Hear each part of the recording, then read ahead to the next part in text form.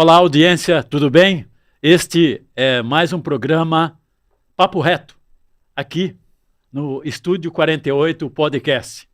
Eu sou o escritor Carlos Araújo, autor desse romance, Um Brinde ao Nada, que você encontra na Amazon, no Google Play, em e-book, e também em Sorocaba, na Livraria Nobel e no Espaço Cultural JF Studio.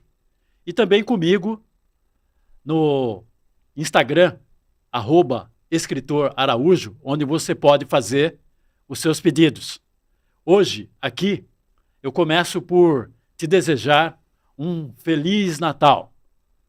Que o Natal seja de comunhão, de festa, de alegria, de entrosamento familiar e amigável, e que seja tudo muito feliz e que seja um momento de recordação futura. Você futuramente recorde este Natal com nostalgia e com muita saudade. Olha, hoje nós vamos discutir aqui, debater com o jornalista Lucas Lorde, um tema que diz respeito a todos nós. Não há como você fugir disso. Por que estudar história? Qual a necessidade de conhecer a história? Nós todos temos história e todos temos ligação com a história humana.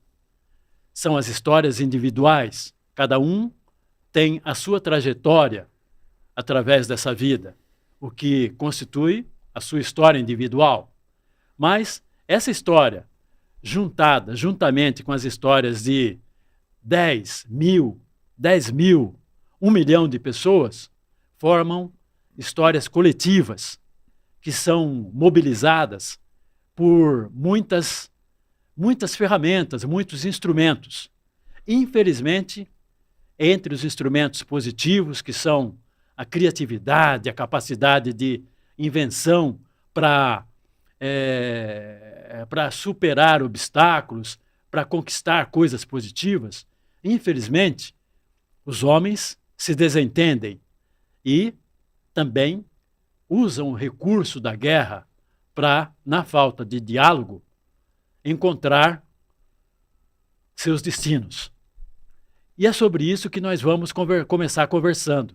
Lucas, pensei em Alexandre o Grande, que foi um dos grandes guerreiros e líderes mundiais da antiguidade, hein? Olha onde o meu pensamento vai. Sim. Alexandre o Grande, Araújo o Grande. Parabéns, Araújo. Primeiro, Feliz Natal. Eu tenho que dar risada. Feliz Natal, muitas felicidades. Feliz Natal a todos que estão nos assistindo. Feliz Natal aqui a toda a equipe do Estúdio 48. É uma data muito especial, uma data de unir a família, uma data de paz, saúde, felicidade. E eu queria dizer a toda a audiência que eu estou aberto aqui a presentes. Se alguém quiser dar um presente de Natal para mim aqui, fiquem à vontade, eu vou receber com muito gosto, muita satisfação. Viu, Araújo? Se você quiser dar um presente de Natal para mim, fica à vontade, tá? Se você quiser comprar um presente de Natal, olha aqui, ó. Sim, um com brinde certeza. ao nada. Não, vou comprar. Se quiser dar um presente para mim... E você pode comprar para presentear você viu, Araújo? E para dar alguém que você gosta, um amigo. Com certeza. Uma namorada. Sim, entendeu? Viu, Araújo? Assim, se quiser dar uma lembrancinha assim, tá tudo bem. Se quiser dar um carro para mim, pode dar um carro elétrico, você pode dar para mim. Eu tô aqui, eu não ligo para presente, assim, pode ser coisa humilde, assim, se quiser dar uma casa, um apartamento, não, tá tudo bem. E um brinde ao nada? Não, tá ótimo também, muito obrigado. Eu vou aceitar. E o ódio, com certeza eu aceito, pode vir também. Que vai ter edição nova o ano que vem. Sim, com certeza. Fala aí do Alexandre o Grande, que é o seguinte, é muito importante estudar história, pessoal. É essencial estudar história porque tem aquela frase, eu não sei quem criou essa frase, aquele que não conhece a sua história está destinado a repeti-la. Que é o que acontece com quem não estuda a sua própria história, né, Araújo?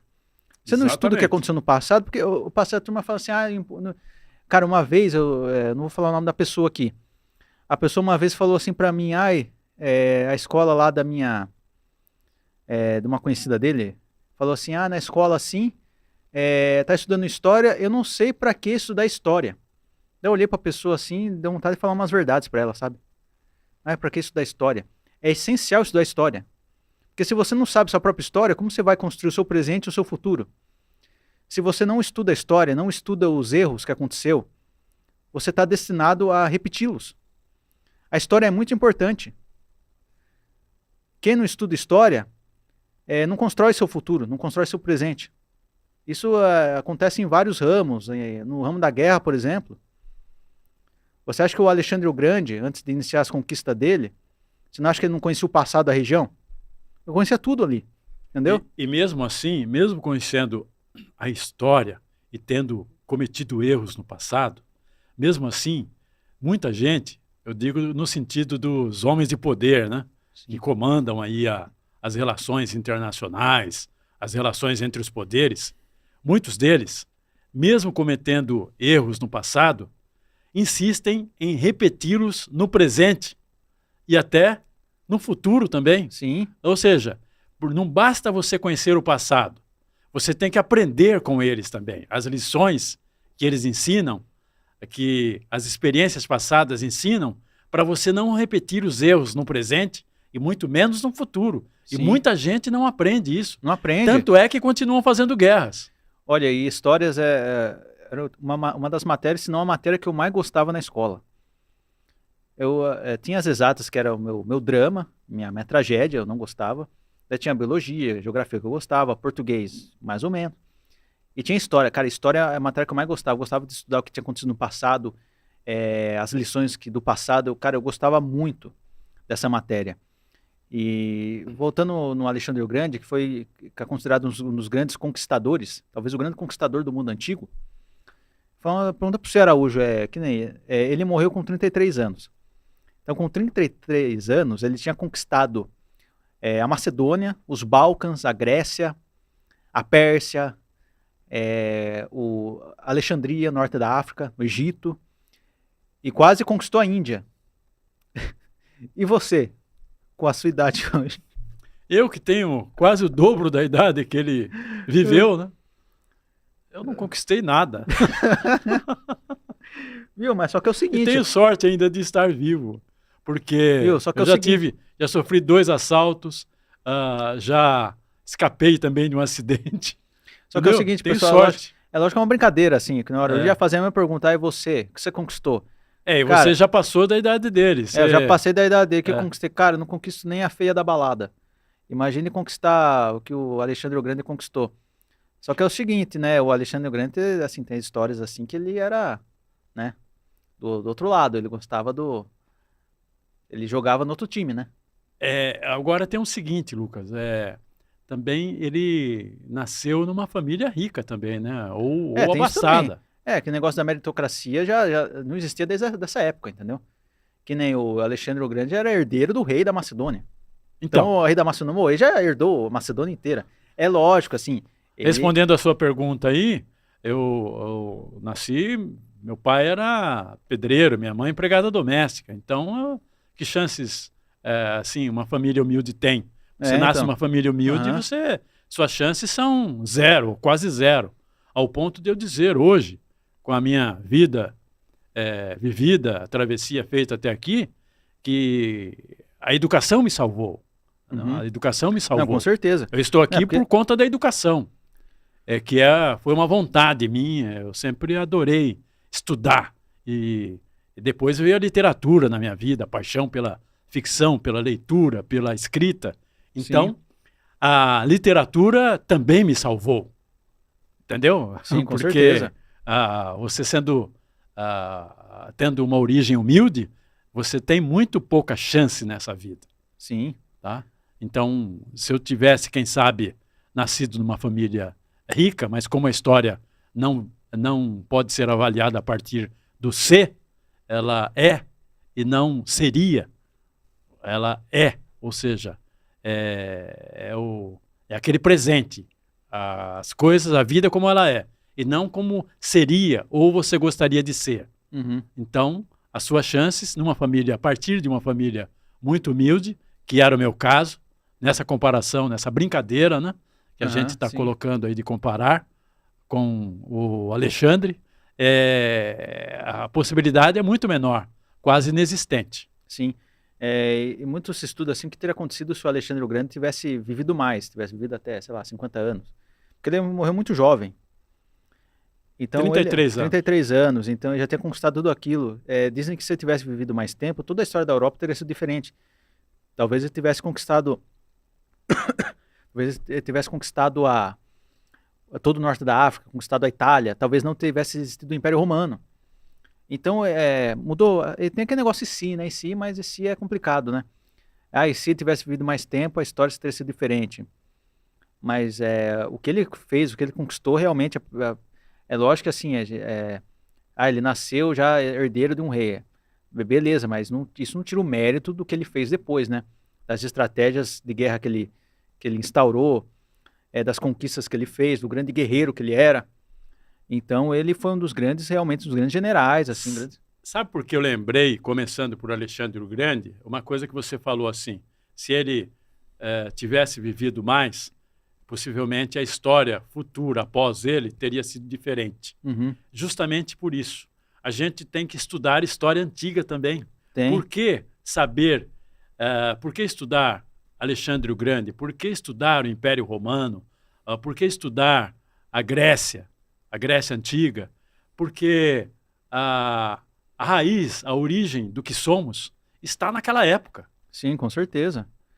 Os povos se mobilizaram a partir daquela época, até chegarem aos dias de hoje, em todo o mundo. Sim. Aí você entende por que você é o que é hoje, porque o seu país é o que é, e porque você tem essa identidade e outros povos têm outras identidades. Sim, porque você entende assim, a história do Brasil. Tem gente que fala assim, por que estudar a história do Brasil? Mas você estuda história para entender você estuda o passado para você entender o presente. Você estuda a história do Brasil, o que aconteceu em 1500? O que aconteceu antes de 1500? Quem governava aqui? Você vê que os portugueses vieram aqui, colonizaram, saquearam. Por que o Brasil é pobre? Porque os portugueses saquearam aqui e levavam toda a riqueza para a Inglaterra. Por que teve a Guerra do Paraguai? Porque a Inglaterra interviu aqui. Por que teve a escravidão? Que nem tem um livro aqui, na imagem da TV aqui. Porque teve a escravidão, porque teve isso, porque teve... Então é obrigação estudar a história, essencial. Que nem a gente vê aqui os seus livros aqui, ó. Esse livro aqui é seu, né? Companheiros, História dos Metalúrgicos. Porque é essencial estudar a história do sindicato, dos metalúrgicos. Paulo Freire, História da Educação.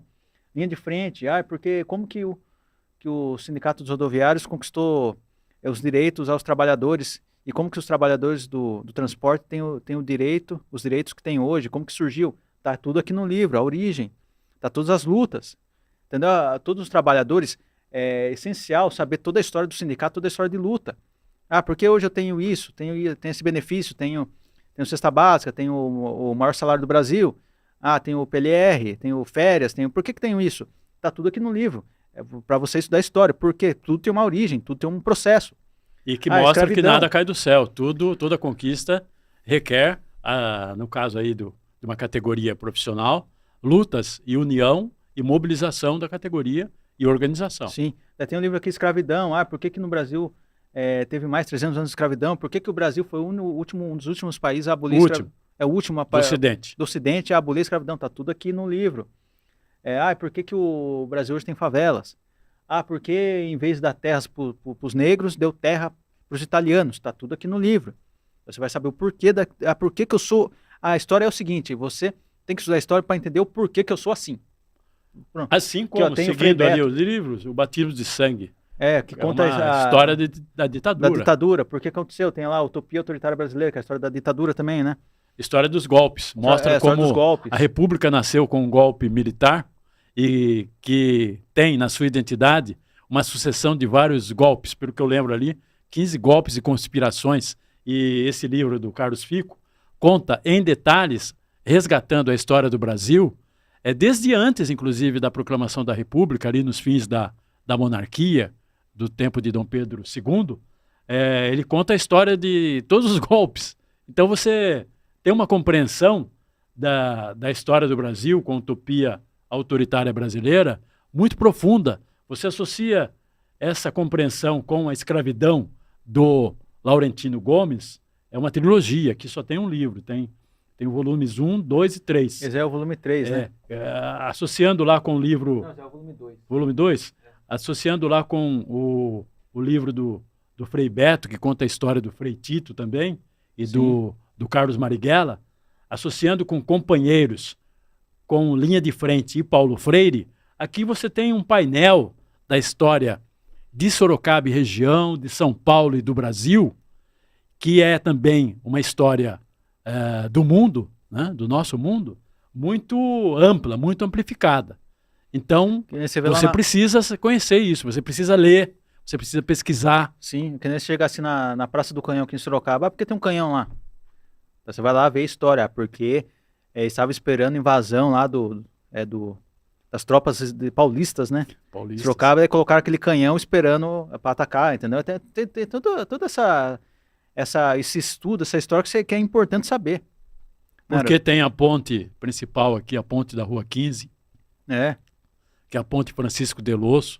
Essa ponte é histórica. Uhum. Essa ponte aqui era o lugar em que faziam os registros dos animais no tempo dos tropeiros, na Feira de Moares, faziam registros de animais aí.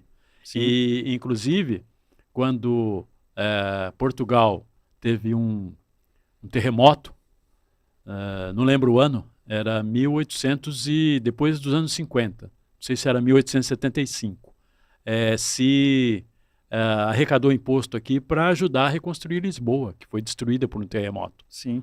Então, ou seja, os lugares, todos têm o seu lado, assim, a sua importância histórica. Assim como você citou o Canhão, na Praça do Canhão, a ponte, assim como em Sorocaba, existem outros locais também de importância histórica. Em São Paulo, existem muitos locais. As igrejas são locais de importância histórica. Uhum. E os cemitérios também. O cemitério tem muita história. Que nem esses últimos meses aí, tempos aí, eu fui no cemitério lá qual que é o nome do cemitério? Saudade, né? Saudade, cara, eu vi lá muitas histórias, assim, muitas pessoas muito antigas que estão lá, entendeu? Então, o cemitério em si já conta a história de uma cidade. Você quer saber a história da cidade? Vai no cemitério, né? Conta muito. No caso da Saudade, tem lá, por exemplo, tem um local que foi destinado aos mortos da febre amarela, que teve epidemia aqui de febre amarela em Sorocaba, nos anos de 1897 e 2000. Dois assim, momentos em que a cidade foi muito atingida. Ocorreram muitas mortes então, eu de vejo febre amarela. Vejo mortes e tem lá a dessa ala época. lá ainda que recebeu os mortos. É o cemitério mais antigo de Sorocaba? É o mais antigo. Mais antigo, então. Antigo. Por isso que eu vi mortes lá de 1800, 1890, deve ter sido vítimas da febre amarela. Exatamente. Então lá tem muita história, cara, e muitas pessoas, assim, tem a foto das pessoas, você pensa assim, nossa, que as pessoas daquela época eram iguais a nós. Nós citamos um personagem, que é o Alexandre o Grande. Qual é o outro personagem, na sua opinião, da antiguidade, que tem essa projeção também ali no nível do Alexandre o Grande? O Aníbal Barca. Ah, é? Que Por quê? O que ele fez, o Aníbal Barca? Ele participou das Guerras Púnicas, que era entre o Império Romano e... Nossa, esqueci era o Império... Putz, esqueci o nome do outro império lá, que ficava na... Bizantino, não? Não era Bizantino, era Guerras Púnicas. Era Constantinopla. Não é Constantinopla, era... Eu vejo aqui rapidinho. Era... Que ficava lá onde hoje é a Tunísia. Ali não era Constantinopla? Cartago. República Romana e República de Cartago. Cartago. Cartago. Sim. Então, o general, inclusive, principalmente teve 3 guerras púnicas, né? Se não me engano, foi na primeira ou na segunda guerra púnica que ele chegou às portas de Roma, vencendo várias batalhas, tudo. Daí só que é o seguinte, ele era um mestre de mobilização, de estratégia, em arte ele era mestre. Ele subia com os elefantes, ele ia para lugares assim totalmente inóspitos, ele conseguia passar os elefantes, passar a tropa. Ele enfrentava o exército romano sempre em inferioridade numérica. Teve uma batalha lá que foi 70 mil romanos. Ele tinha acho que 20 ou 30 mil soldados. Ele ganhou dos romanos. Então os romanos não sabiam mais como enfrentar o Aníbal. Só que o Aníbal tinha um grande problema. Ele tem até uma frase que alguém perguntou para ele lá do grupo, que ele sabe conseguir a vitória, mas não sabe o que fazer com a vitória. Então ele ganhava as batalhas, mas não sabia o que fazer com essas vitórias. Tem uma época lá que estava às portas de Roma e podia invadir Roma e não invadiu Roma. Então ele era um cara muito... Ele não sabia o que fazer. Por que será que ele não invadiu Roma, hein? Eu fico com essa pergunta. Você lembra se a história então talvez ele achou que não seria... cogitação? Então talvez ele achou que não seria o suficiente, porque ele já tinha... Assim, que ele invadiu a Península Itálica já com um grupo de soldados e durante essas batalhas foi perdendo o grupo. Então o exército dele foi diminuindo. E quando ele chegou às portas de Roma, o exército dele já tinha poucos soldados. E daí ele não conseguiu... Ele achou que não seria o suficiente para invadir Roma, sendo que Roma estava... Naquela época estava desguarnecida, né? Porque Roma tinha um exército, mas estava longe dali. Júlio César veio depois, né? Dessa época do... Júlio César veio depois. Veio depois. Porque nessa época Roma era uma república. Tanto é que teve a Terceira Guerra Púnica que encerrou o Império de Cartago, que foi quem se destacou lá foi Cipião, o africano. E nessa... É o que eu levantei também. O Aníbal, ele não teve o reforço que precisava de Cartago. Não teve o reforço que precisava de Cartago. Não, Cartago. É possível que ele tenha calculado... Porque Cartago tinha uma potência marítima, comercial, principalmente comercial, mas não tinha um grande exército. E então faltou isso. Faltou. Talvez ele foi vencido pela falta de condições materiais para invadir Roma e tomar conta de Roma. E ao contrário de Roma, Roma tinha muito recurso. Tinha muito soldado, mas aqui lá, Roma não tinha generais muito qualificados para enfrentar o Aníbal. Roma era que nem assim, mandava um monte de bucha de canhão, morria, mas sempre tinha reposição. E ele era o mestre da arte da guerra, o Aníbal Barca, de tal forma que até hoje os países, em suas forças militares, estudam as táticas do Aníbal. Sim. Estudam para a formação militar. Sim, estuda até hoje nas academias aí. Porque o Aníbal foi um grande conquistador mesmo. Aníbal. E aí eu citei um nome, o Júlio César, é o grande que vem novamente nesse nível ele veio no final de liderança militar. Ele veio no final do período republicano de Roma, né? Que depois dele... Antes de Cristo. Antes de Cristo. Foi antes de Cristo. Que teve a Guerra das Galhas, lá que ele conquistou toda a Gália, que era dos gauleses, tem até aquele... Que é o território hoje equivalente à França. Equivalente à França, depois ele conquistou a Grã-Bretanha também. E na Gália lá tem até tem aqueles nomes lá que era Obelix, Vercingetorix, sabe aqueles nomes de... Vercingetorix. Esse nome difícil aí, Obelix, Corelix. Né? Inclusive tem um desenho chamado, Obelix, é um desenho que é inspirado nas Guerras das Galhas. Asterix e Obelix. Já viu esse desenho? Asterix e Obelix, já. Já, que é o desenho que o Asterix e Obelix são gauleses, e no desenho eles têm que enfrentar a tirania que é do imperador romano.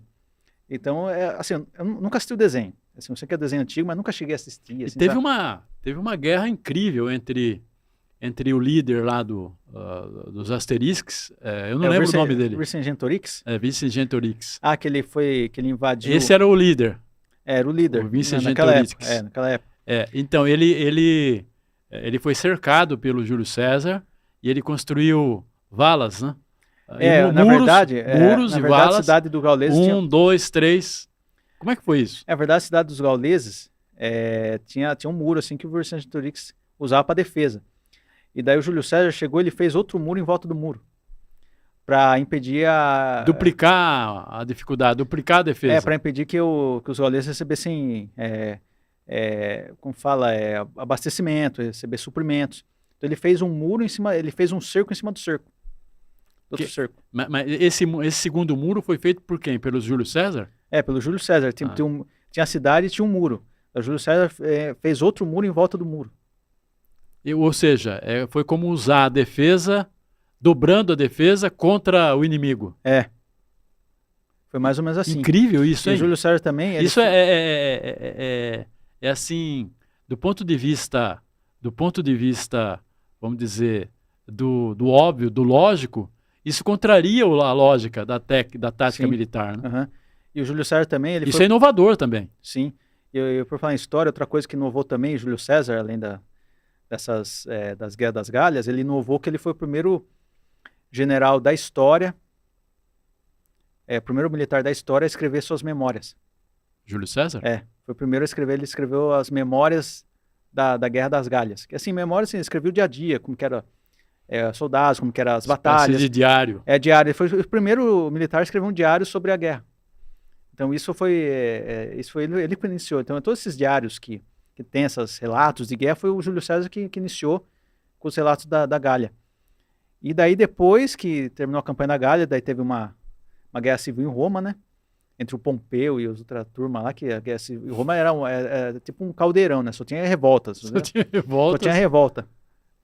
E daí traição, assassinatos, mortes. É por isso que daí o Júlio César se tornou o primeiro ditador, né?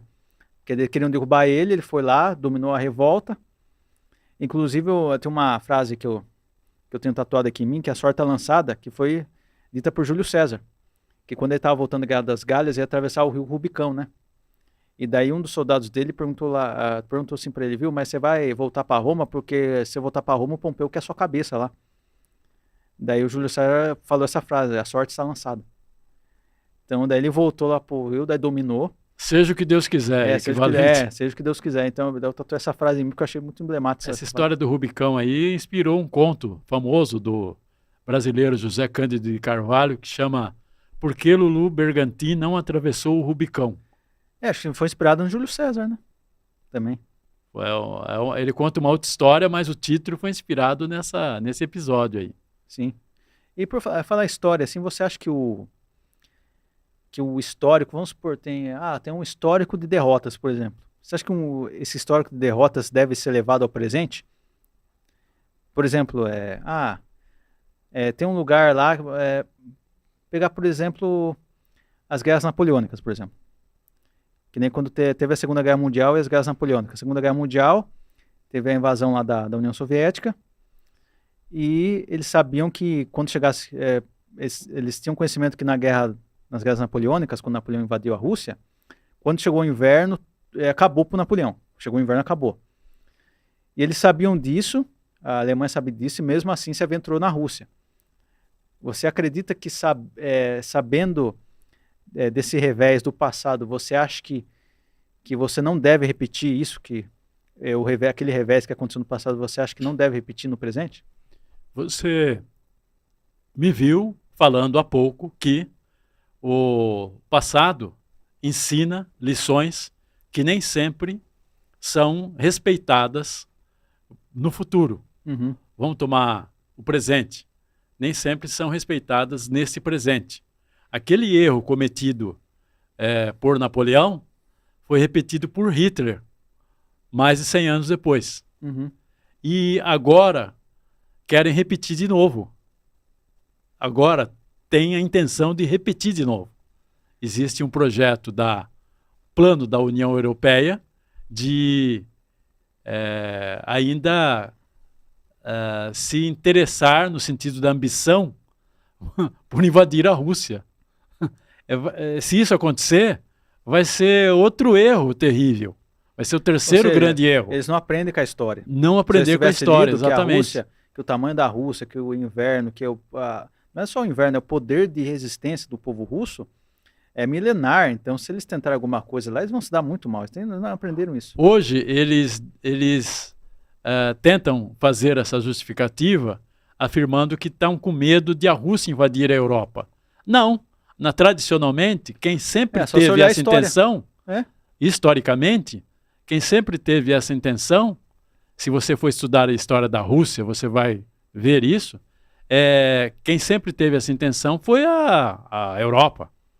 Porque ela cobiça as riquezas da Rússia, existentes em território russo, petróleo, gás, terras raras e outras riquezas, e acha que Europa, tem que ser dona dessas riquezas. Existe até um preconceito. Eles não consideram os eslavos, que são os russos, que é a identidade russa. Consideram dignos de ter toda aquela riqueza. Exatamente. Então, isso é nosso. É aquela identidade colonial de querer tomar e roubar as riquezas dos outros povos. Sim. A Europa é assim. E foi assim que ela cometeu esse erro com Napoleão, cometeu esse erro com Hitler, se deu mal e não aprende. E se inventar de invadir, atacar a Rússia novamente, com a desculpa que seja, vai se dar mal de novo. Porque a Rússia, o soldado russo, tem uma identidade impressionante de combate, de moral e de vontade. Sim. E de nacionalismo. Sim, tá na história, tem uma história de guerras, né? Inclusive que influencia a literatura russa, a grande literatura russa em todos os tempos. Um exemplo disso, eu posso citar vários, mas um exemplo disso é um romance chamado Taras Bulba, do Nicolau Gogol. É uma história de guerra, uma história que você captura ali a identidade do soldado russo. Sim. E você entende o que é a Rússia, por isso que é um livro tão famoso. Sim. Inclusive, a Rússia a turma, teve aquela participação fundamental, crucial na Segunda Guerra Mundial, mas a turma esquece que a Rússia também teve participação crucial na Primeira Guerra Mundial, que a turma lembra assim, a Rússia lutou lá no primeiro ano, depois saiu porque teve a Revolução Bolchevique, daí a Rússia se retirou da guerra. Mas a Rússia, mesmo com apenas um ano de guerra, ou um pouquinho mais, e depois se retirando, ela foi fundamental para a vitória dos aliados. Porque assim, quem que eram as potências centrais? Era o Império Alemão, o Império Austro-Húngaro e o Império Otomano. O Império Alemão era muito forte. O Império Austro-Húngaro também era forte, não chegava aos pés do Império Alemão, mas era também muito forte. E o Império Otomano estava em decadência já, então tinha só um nome mesmo, mas já estava em decadência, já tinha um exército que não era tão preparado. Então os mais fortes eram o Império Alemão e o Império Otomano, não, o Império Austro-Húngaro. Daí o que aconteceu? Daí o Império Austro-Húngaro foi se aventurar na Rússia, e lá teve as maiores batalhas da Primeira Guerra Mundial. Foram na frente russa, que ninguém fala nada, fala só na frente oriental, lá Verdun, Somme, Ypres, uma coisa assim.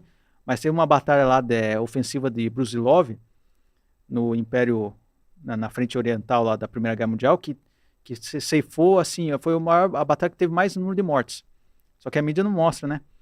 Então as batalhas que o Império Austro-Húngaro travou com a Rússia na frente oriental simplesmente esgotou o exército. Eles tiveram muitas perdas e fez com que eles se enfraquecessem muito. Então a Rússia, uma jogada dessa, já tirou o Império Austro-Húngaro.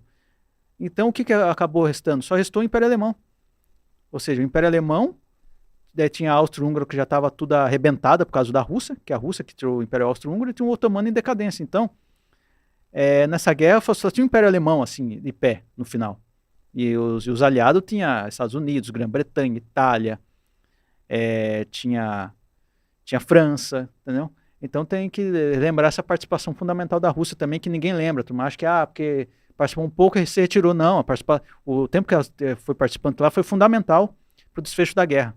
Lembrei de outro livro clássico, você tem um clássico, Taras Bulba, do Nicolau Gogol. Quero citar também o Guerra e Paz, do muito Leon importante Tolstói, também. que descreve de uma forma magistral as mobilizações de tropas napoleônicas, de uma forma assim, que você não consegue parar de ler e que você se transporta para aquela época e ir para o campo de batalha. É muito bom, muito bom. Foi um dos primeiros livros que você leu, né? Eu li esse livro acredito que eu tinha 20 anos, foram aos 20 anos. E é um dos livros que eu tenho que reler antes de morrer. Eu tenho duas edições. Eu preciso ler esse livro duas também. Edições diferentes do Guerra e Paz. Eu vou ler a edição nova que eu comprei. Nova, sim, que eu comprei há uns 10 anos atrás. Sim. Inclusive a história é tão importante que nem a turma fala, a gente teve uma tentativa de golpe aqui no Brasil. E a turma fala que não existiu golpe de 64. Não existiu ditadura aqui, era um regime militar. Ou seja, a pessoa desconhece totalmente a história. Quem diz isso não leu nada, ele não gosta e não lê nada de história. Até a importância para você não repetir algo que aconteceu no passado. O que mais me surpreende é pessoas que viveram naquela época negarem o que houve, negarem a ditadura. A negação da história é incontestavelmente a falta de conhecimento da história. Não tenha dúvida disso. Uhum. Se você nega, você veja que quem nega não diz mais nada, não justifica a sua negação. Sim. Ou se justifica, é uma justificativa sem pé nem cabeça, que não tem amparo. É uma criação narrativa, ou seja, em registro histórico. O que aconteceu assim, o que eu penso que aconteceu no Brasil e também no mundo também, mas dar um exemplo no Brasil nos últimos anos, aí era a eleição do Bolsonaro, essa tentativa de golpe que teve em 2023, todas essas coisas aí da Big Tech, da criação de narrativa, o que eu vejo é um desprezo total da história. As pessoas não leem mais, não querem mais saber do que aconteceu, da história, e as pessoas criam a própria narrativa delas, criam a própria história. Que nem a história que aconteceu a ditadura, o regime militar, matou e tudo. Não, a pessoa despreza essa história que aconteceu, que de fato aconteceu, e cria a própria história dela, cria a narrativa dela. Cara, isso é muito triste de se ver. Essa narrativa, ela é projeto, viu? Essa negação, ela é projeto, não é por acaso. É projeto porque você tem... Quem projeta essa difusão da negação da história tem plano de dominar corações e mentes com a ideologia de quem está articulando essa negação. Sim. Com a ideologia dominante, colonialista e de roubo das riquezas desse país. Então, como? Eu cito exemplo. Em 64, o golpe militar foi dado, a principal justificativa era o comunismo. Assim como agora os Estados Unidos falam narcotráfico, aqui em 2014 se falava corrupção, entendeu? Criam coisas para justificar uma negação ou uma ação de força autoritária golpista. Não, a pessoa fala de comunismo, só que a pessoa nem sabe o que é comunismo. Eu falei, vai ler história, vai ler o que é comunismo, vai ler o Marx. Não sabe mesmo. Vai ler Karl Marx, Engels, vai ler luta de classes. A pessoa não sabe, a pessoa se informa por grupo do WhatsApp, se informa pelas redes sociais, por qualquer coisa, e acha que aquilo lá é verdade, fica martelando, a pessoa nem sabe o que é comunismo. Sabe o que eu acho que muita gente não gosta de estudar história? Por duas razões. Não gosta, não quer saber nada disso, e também porque dá trabalho. Dá trabalho, eu quero dizer o seguinte, você tem que ler, você tem que estudar, você tem que reler, você tem que participar de debates. É uma ideia difícil, Você tem que ver uma versão, mas ver outra versão também. Você tem que associar uma versão com outra versão de um mesmo fato histórico, porque uma versão pode dizer A, a outra versão pode dizer B. Então você tem que ir atrás de outra versão que diga C, para você confirmar uma versão anterior ou desconstruir outra versão que você tiver tido acesso. Aqui você tivesse tido acesso. Mas isso dá trabalho. Só que, não fazendo isso, aí você vai acreditar em qualquer coisa. Acreditando em qualquer coisa, você vai votar em qualquer político. Votando em qualquer político, você pode estar votando no seu inimigo. Você está vendo até onde vai? E vai votar até contra onde você. Vai? Exatamente. O desconhecimento da história até onde vai, outra pessoa vai te enganar porque você não conhece história.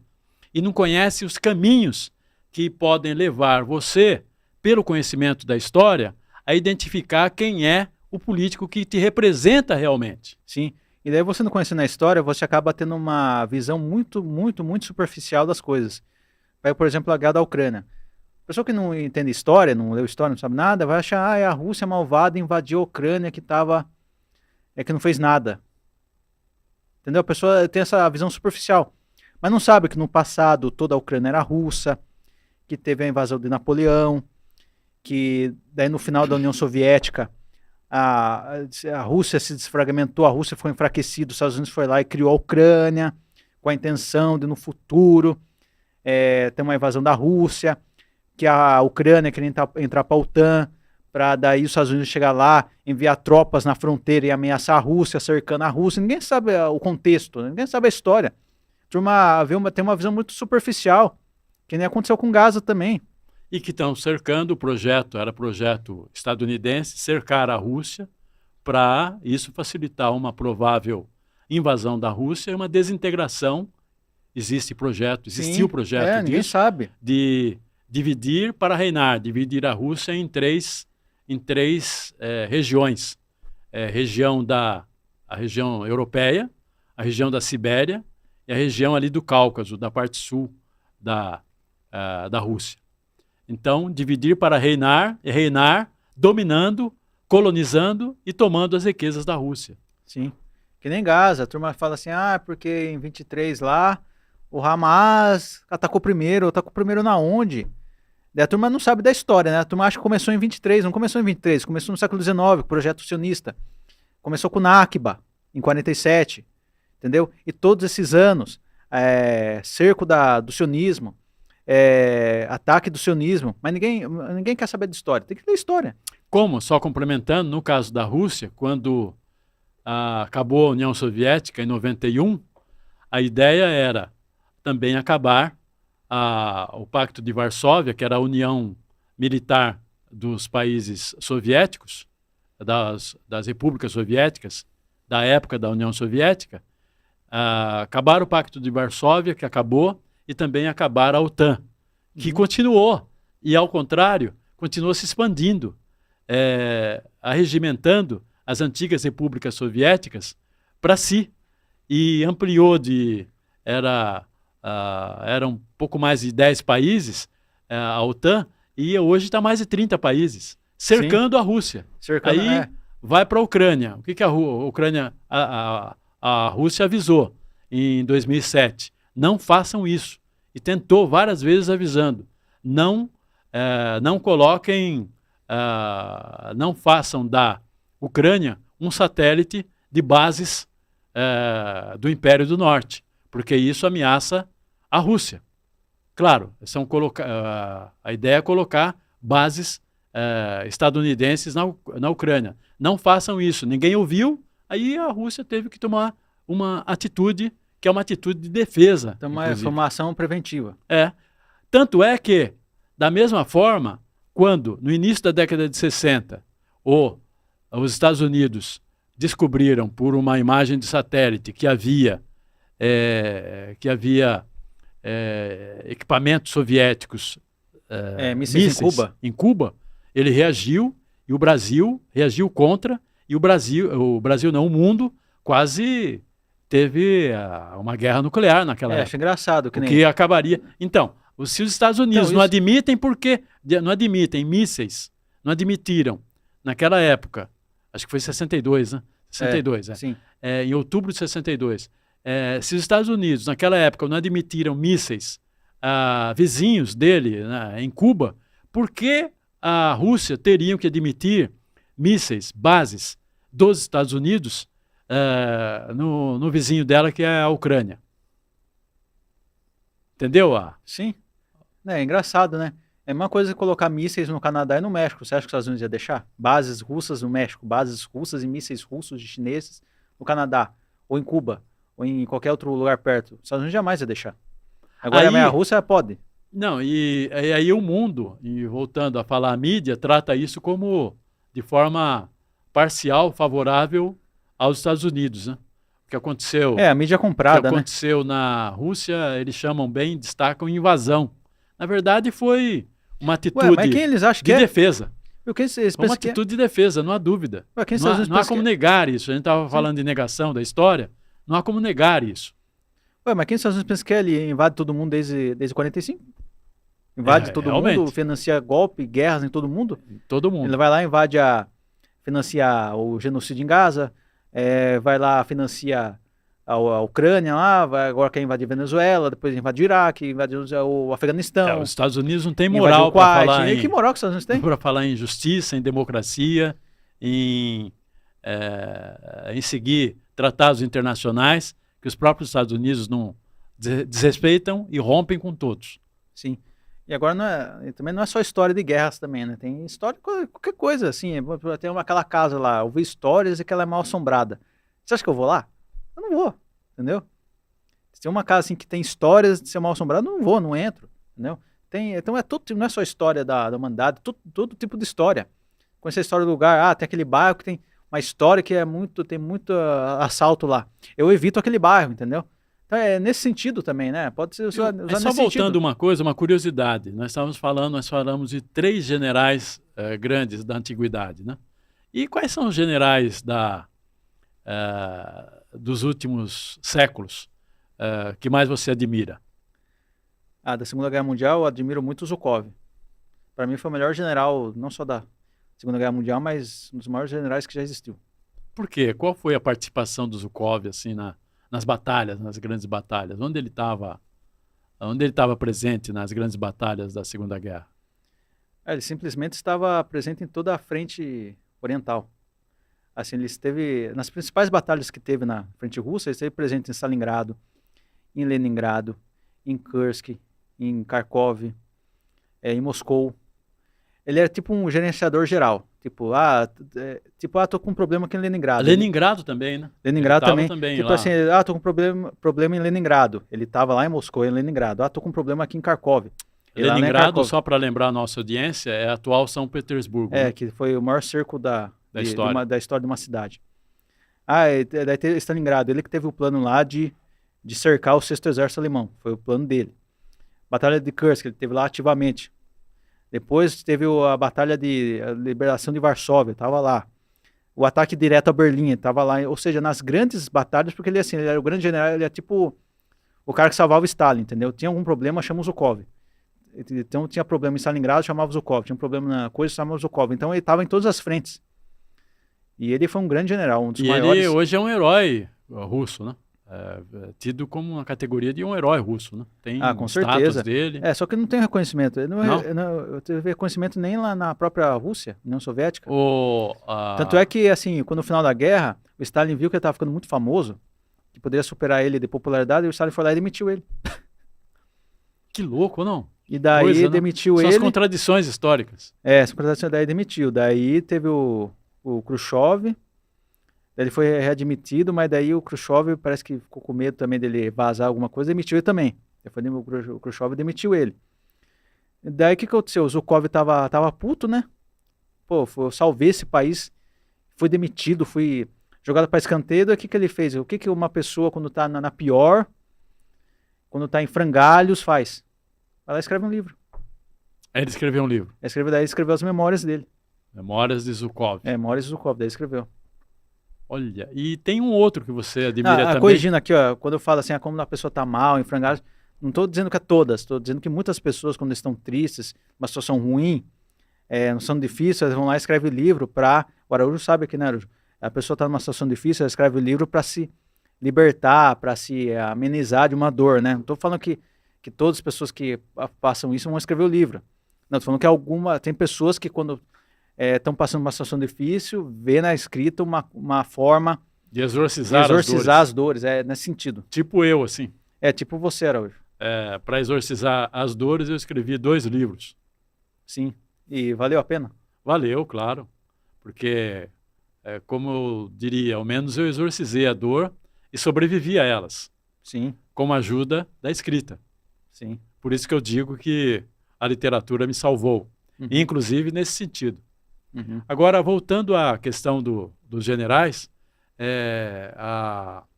Napoleão, na Rússia de Napoleão, da época de Napoleão, também teve um general gigante, né? Quem era o nome dele? Na época de Napoleão, então teve alguns generais. Assim, Kutuzov. Então, teve o Kutuzov, só que o Kutuzov, ele... Não, teve o Bagration, que morreu. Teve o Kutuzov também, da Batalha de Borodino. Mas também teve outros lá da Inglaterra. Teve o Lord Nelson. Só que o Lord Nelson morreu na Batalha Marítima lá que teve Trafalgar, parece. Ele morreu na Batalha Marítima, mas era considerado um grande almirante. E teve o Duque de Wellington na Batalha de Waterloo. Esses são os grandes generais da época. Aí teve também da época napoleônica. Teve também o lá da Prússia também, que eu não me lembro o nome. Mas esses são os grandes generais da época. E os nazistas tiveram generais grandes também, né? Considerados até admitidos os nazistas, digo, na Segunda Guerra Mundial. Tiveram generais de destaque também, admitidos até pelos aliados, né? Como grandes estrategistas. Sim, Quem eram eles? Teve o Rommel, que era considerado a raposa do deserto. Que o Rommel chegou... Que venceu os ingleses no norte da África. Deixou os ingleses de joelhos no norte da África. Ele com os tanques lá, que era muito rápido, muito mobilidade. Teve também o Model, na Batalha das Ardenas. Entre outros. E o Paulus. O Paulus, embora derrotado, ele também resistiu bastante. O Paulus, na verdade, ele não foi um grande estrategista, assim, que nem foi o Zhukov, que nem tem o Manstein também. Na verdade, o melhor general alemão foi o Manstein, que lutou em várias batalhas, a mais famosa foi Kursk. Só que o Manstein, assim, depois que ele perdeu em Kursk, ele ficou na geladeira por 2 anos. Ele não participou ativamente, então ele ficou meio escanteado. E o Göring? Não, o Göring não era general, ele era o comandante da Força Aérea, mas ele não tinha... como fala, o Paulus, ele ficou mais famoso porque foi o general que se rendeu em Stalingrado. Então ele participou de uma batalha, ele era o comandante alemão da batalha mais famosa e fez aquela atitude lá que ele não se suicidou. Mas ele não era um grande estrategista, assim, conhecido como um grande estrategista. Ele ficou famoso por causa dessa batalha. Então os nazistas, embora derrotados, tiveram grandes generais também. Tiveram grandes generais que fizeram diferença. E por que então eles perderam? Você tem uma leitura? Não, eles perderam... Foi superioridade dos aliados ou incompetência do chefe maior deles, o Hitler? Olha, é um conjunto de muitos fatores, assim, sabe? Não tem um único motivo, assim. Foi muitos fatores, assim. Foi o Hitler também que queria comandar tudo, assim, porque cada movimento que eles tentavam fazer, eles não podiam fazer por conta própria, eles tinham que consultar ao Hitler primeiro, precisar de autorização para ele, e isso, às vezes, demorava, um simples movimento demorava 3 dias para autorizar. E aí já era tarde, já perdia tempo, a cadeia do comando era muito confusa, suprimento, então muitos fatores que... a invasão da Rússia... Eu fiz uma pergunta para a qual eu tenho uma resposta, sabe? Eu admito que, como você diz, são muitos fatores que influenciam, mas eu vejo um principal fator. Qual que é o principal? Que você acho que vai concordar com isso também. É a tenacidade, a bravura do Exército Vermelho, do Exército da União Soviética, da época. Isso aí, com certeza. O Exército Russo. O Exército Russo foi... A bravura desse exército que, claro, teve, assim como não se ganha uma guerra com um fator só, né? Sim. Mas, com certeza, esse fator foi o diferencial. Porque, independentemente do sucesso da invasão pela Normandia, mesmo que isso não acontecesse, certamente, o rolo compressor vindo da União Soviética com o Exército Vermelho na Operação Bagration era impossível de conter. Uhum. Ele vinha vindo. Era como uma tsunami vindo. Impossível de ser contida naquela altura da guerra. Na verdade, porque a invasão do dia D, da Normandia, só aconteceu porque eles temiam isso. Eles temiam que a União Soviética fosse invadindo, chegasse até a França, dominasse toda aquela parte e não ia sobrar nada para os aliados. E tudo aquilo lá ia ficar soviético. Então, é por isso que teve a invasão da... E uma contradição histórica, né? Eles, os aliados, eles queriam que Hitler invadisse a Rússia, a União Soviética naquela época, para fazer o serviço, para a Alemanha fazer o serviço que eles, à frente, os ingleses e os franceses, queriam, não é isso? Uhum. Tanto é que a Time colocou quem na capa? Como o Hitler. Como do ano, quem colocou? O Hitler, né? Exatamente. Sim. E que ano que foi? Eu não lembro o ano. Então, também não lembro, acho que foi no final dos anos 30. No final dos anos 30. Como homem do ano, alguma coisa assim. Por isso que eles fizeram aquelas várias concessões, deixou ele anexar os Sudetos, anexar a Renânia, e anexa a Austrália também, pode anexar a Austrália, a Áustria, pode anexar os Sudetos, depois vão invadir o resto da Tchecoslováquia, pode invadir também, anexa a Renânia também, anexou a não sei o que, Renânia. Pode aumentar o seu exército. Tudo para conter a Rússia após a Revolução de 1917. Sim. Eles temiam, porque a influência soviética após a Revolução de 1917, ela estava expandindo, era muito grande. Uhum. Então... Porque assim, o grande objetivo da Alemanha, na verdade, era a União Soviética. Precisava se conter isso. O grande objetivo era a União Soviética. O objetivo dos aliados. Não, da Alemanha. Da Alemanha. A Alemanha era conquistar a União Soviética. Inclusive está no livro do Hitler lá, Minha Luta. Só que assim, quando eles invadiram a Polônia, os aliados que declararam guerra à Alemanha. Porque os aliados falaram assim, agora não pode deixar, já deixamos tanto.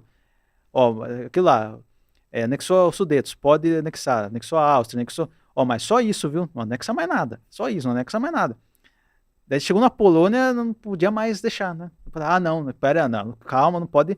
Não, aí é demais, né? Que isso tudo a Polônia já é demais. Aquela história, você faz a criatura, mas você perde o controle da criatura. Aí perderam o controle. Ou seja, então o plano da Alemanha é primeiro avançar contra a Rússia. Mas daí como os aliados declararam guerra, daí ele voltou para o Ocidente. E deixou a União Soviética lá para os outros anos. Aí voltou para o Ocidente, invadiu a França primeiro, atacou a Inglaterra. Sim. Naquela tentativa a França totalmente... Com aviação. França totalmente despreparada e zoada. Inglaterra lá, que salvou foi o mar.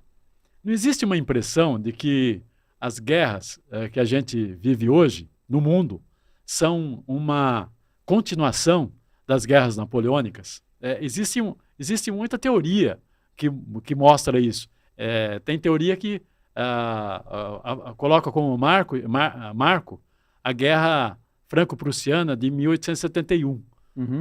Mas eu vejo desde antes, desde as guerras napoleônicas. As coisas são assim, aí para a guerra, não, ficam pendências, e essas pendências dão origem ao renascimento de uma nova guerra nos anos posteriores, e assim por diante. Porque tudo é questão de inveja e de meu vizinho está ficando mais forte que eu, que nem quem que era a grande potência lá na época napoleônica era a França. A Inglaterra, a França não pode ficar forte. Não posso deixar, inveja. Daí, no decorrer do século XIX, a Prússia começou a ficar potente. Começou a ter um exército forte, uma indústria forte. E daí a França e a Grã-Bretanha olhavam assim para a Prússia, tá ficando muito forte, tô com inveja de vocês, não pode ficar muito forte. Daí teve o Bismarck lá, anexou, uniu todos os povos da Germânia, daí se tornou o Império Alemão. Daí, nossa, ficou muito forte a Prússia, o Império Alemão, tudo. Daí a França, não posso ser um vizinho forte assim não, você está muito danadinha, não quero ser invadindo aqui não quero ser expandindo não. Eu quero ser o mais forte da Europa, não. Da Grã-Bretanha, não, eu sou o mais forte da Europa. Da Prússia, agora eu estou surgindo aqui com mais forte, a minha potência aqui. Ó, minha indústria. A minha indústria é a maior da Europa. Daí a Rússia, não pode deixar. Daí teve a Guerra Franco-Prussiana. Daí a França se deu mal. Daí teve a Primeira Guerra Mundial. A França, daí teve tudo que aconteceu lá e foi isso. É tudo questão de, o outro não pode ser mais forte que eu. Tanto é que a Primeira Guerra de 1914, ela é uma continuação provocada pelas pendências deixadas pela Guerra Franco-Prussiana de 1871.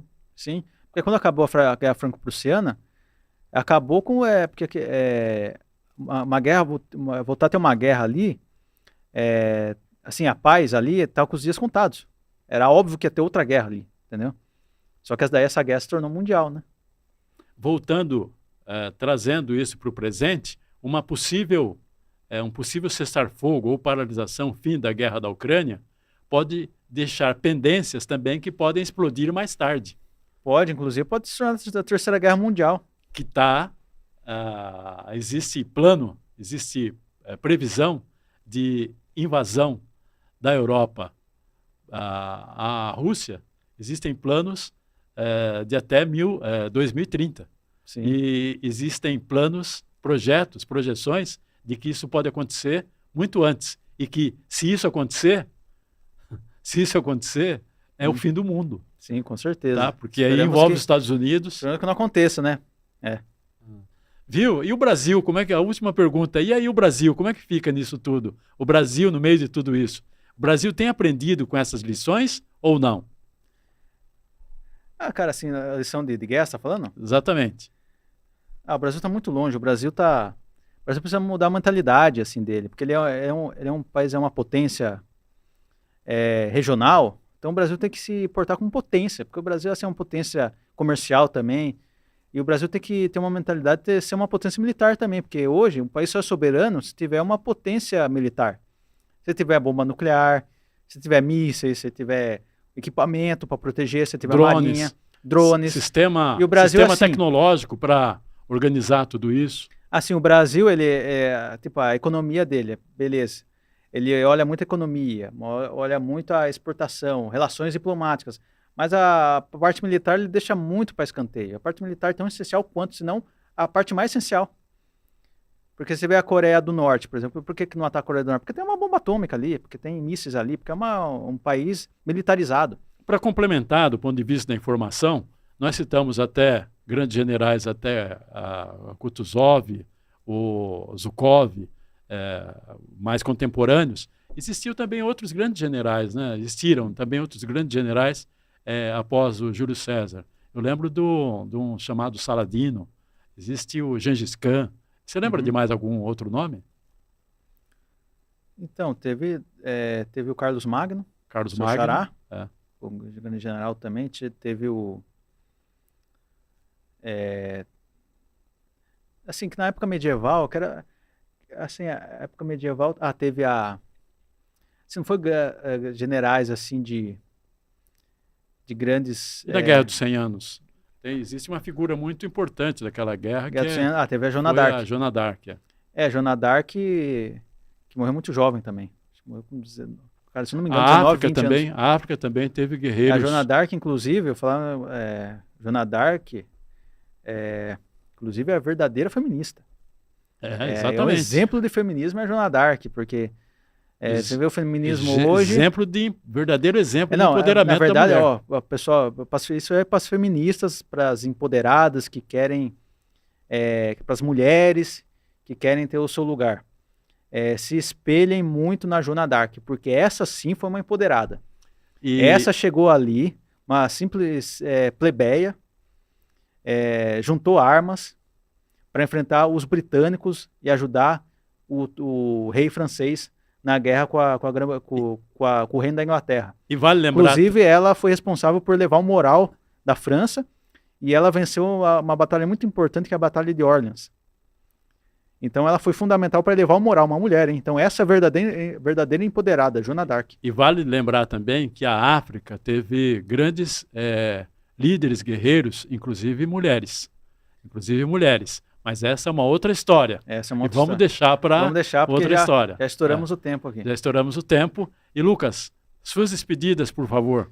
Bom, quero agradecer a todos pela audiência, dar mais uma vez Feliz Natal, agradecer o grande jornalista e grande escritor Carlos Araújo por esse papo, agradecer toda a equipe aqui do Estúdio 48, o Leandro, o Pudim, e até o próximo programa Papo Reto. Um Feliz Natal a todos e até a próxima. Valeu, muito obrigado. Audiência, agradeço a atenção mais uma vez. Um Feliz Natal e até a próxima oportunidade, o próximo programa. Feliz Natal!